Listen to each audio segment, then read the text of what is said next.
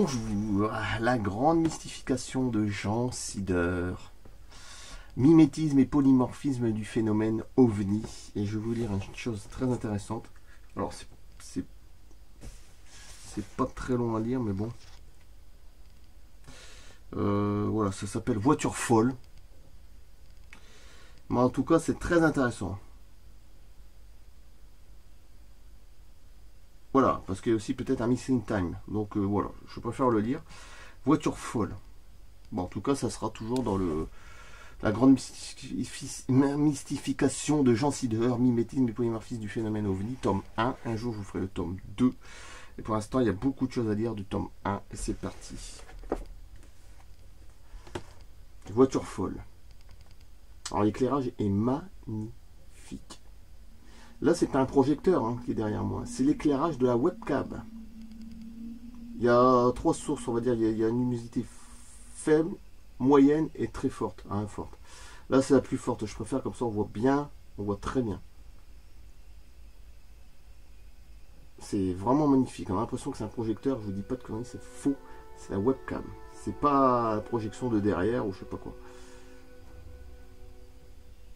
Elle est magnifique cette webcam là. Enfin moi franchement je vais la garder parce que je trouve vraiment bien. Après il y a peut-être un léger décalage comme je vous avais dit la dernière fois. Quand c'est une trop longue vidéo, mais bon, pas non plus par rapport à la voix quand je parle. Bon voilà. Bon. Voiture folle. Les situations les plus inattendues en ufologie ne connaissent aucune limite. Voici celle apparemment invraisemblable de faux guet-apens recueillis par Joël Ménard auprès du principal témoin grâce à une abonnée, Madame Astrid Fournier. Voilà. L'incident concerne une automobiliste française, Madame Stéphanie Taon, le 17 novembre 1996. Donc déjà c'est bien, c'est fin des années 90 à peu près. Après un court séjour en Normandie, elle revient vers la région parisienne au volant de sa voiture en compagnie d'un ami. Il est entre 1h30 et 2h du matin. Sur la route de Broglie, près de Lisieux, en direction de Paris, à la sortie d'un rond-point, le véhicule entre dans un banc de brouillard. On se croirait dans le film The Fog. Ça commence fort. Au rond-point suivant, une voiture blanche est remarquée sur le bas-côté de la route. Madame Taron et son passager décident de refaire le tour du rond-point pour voir si quelqu'un est blessé dans ce véhicule. En dépassant la route vers Paris, les deux témoins distinguent. Sur celui-ci, 2 autres voitures à l'arrêt disposées comme si elles avaient bloqué la circulation. Ce sont 2 automobilistes très basses de type modèle américain des années 50. Alors, je ne sais pas, j'ai pensé au Men in Black, mais j'en sais rien, mais bon. De plus, elles semblent entourées d'un halo blanc. Puis les témoins parviennent de nouveau à l'endroit où la voiture blanche se trouvait. Mais de toute façon, généralement, si c'était Men in Black, c'est plutôt des voitures noires. Enfin, normalement. Pour constater qu'en fait, il n'y a personne à l'intérieur. Ensuite, quand ils se rapprochent prudemment de la route qui conduit vers Paris, c'est pour constater que les 2 voitures du guet-apens ont disparu. Totalement. Ce qui les soulage grandement. Très choqués, et poursuivent leur route avec lenteur, car le brouillard est toujours présent. Au bout de 10 km, c'est quand même énorme. Bon, Madame Taon aperçoit tout à coup dans son rétroviseur une voiture noire. Ah bah alors, vous voyez, j'ai pas lu ce livre depuis belle lurette, et je m'en souviens même plus qu'ils allaient dire voiture noire. Je vous jure que c'est vrai. Ouais, je m'en souviens même plus. C'est comme si je le lisais presque la première fois. Bon. Une voiture noire qui arrive à une allure folle. Déjà là c'est différent, c'est une voiture noire. C'est pour ça que j'ai pensé au Men in Black. Bon, entre 200 et 300 km/h. Waouh! Elle va vachement vite parce qu'on est quand même en... Ouais, on a 96, bon c'est possible, mais bon. Avec 2 phares ronds très puissants de couleur jaune. Ce nouveau venu double la 205, mais avec 2 changements de direction anguleux, aberrants, car impossible à réaliser, surtout à cette vitesse énorme. Oui, parce qu'entre 200 et 300, on va dire 250 km/h, on va dire ça. C'est énorme. Lors du dépassement, aucun bruit n'a été entendu. Autre chose, quand les 2 témoins ont vu les 2 voitures du faux guet-apens, 2 voitures, déjà, Ils ont éprouvé la sensation d'une étrange sérénité et que le temps était figé. Donc c'est une sorte de missing time. Hein. Temps manquant. L'enquêteur affirme que Madame Taron lui a fait une très bonne impression, d'autant que durant son récit, elle est restée calme, lucide et objective. Enquête de Joël Ménard, hein, de février 2004. Bon.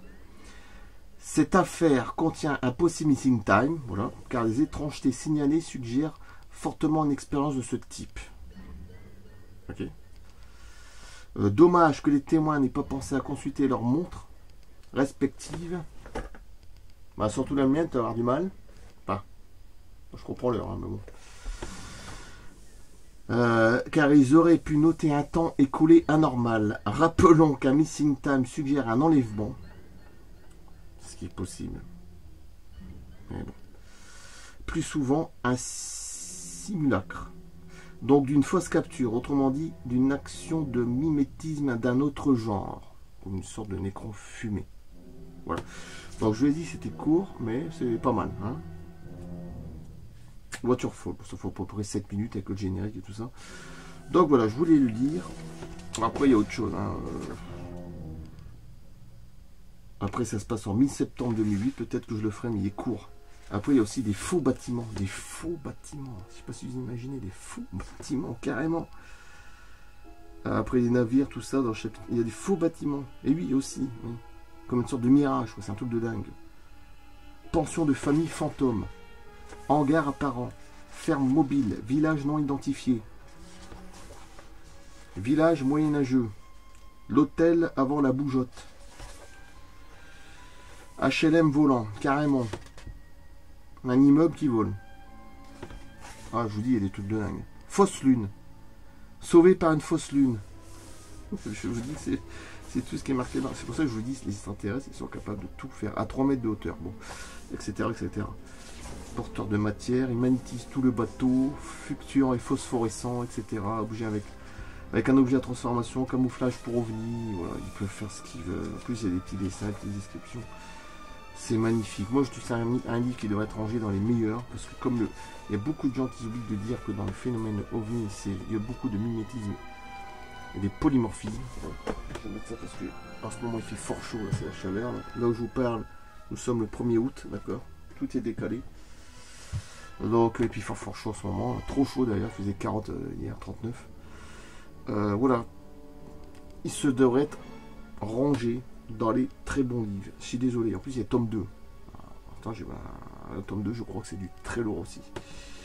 Donc, je coupe là. Voiture folle. C'est très intéressant. Il y a encore beaucoup de vidéos à balancer. J'ai pas fini avec celui-là. Peut-être au moins 10. Et à bientôt. Peut-être plus. Merci. Dans 2-3 jours. Finalement, ça fera plus que 8 minutes, 9 minutes. Merci, à bientôt. A plus.